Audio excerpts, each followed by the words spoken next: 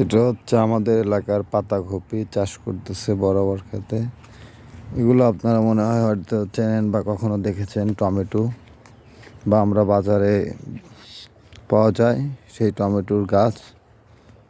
আমরা যে আলু খাই এই আলু এখানে রোপণ করা হয়েছে। এটা হচ্ছে মাটির নিচে আলু উৎপন্ন হয়।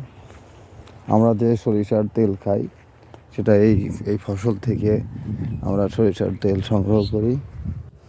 দেখছেন টমেটো অনেক বড় বড় হয়েছে, হয়তো দুই এক সপ্তাহের মধ্যে বাজারজাত করা যাবে।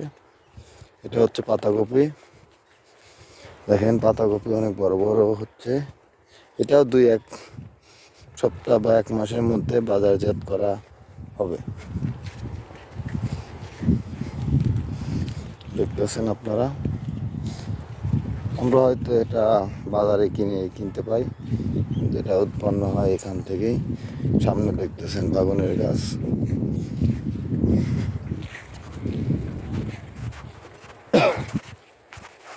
এটা হচ্ছে বাগানের চারা।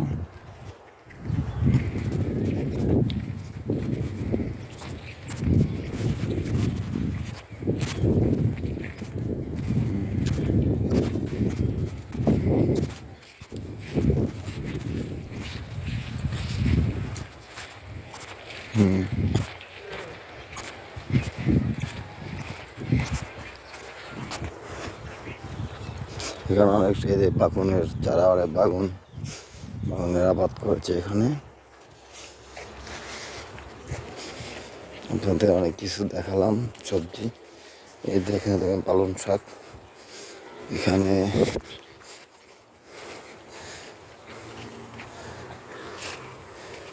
অনেক শাকসবজি আছে। এটা হয়তো যাতে বাগানে পোকা না লাগে সেজন্য এখানে এগুলো দেওয়া আছে।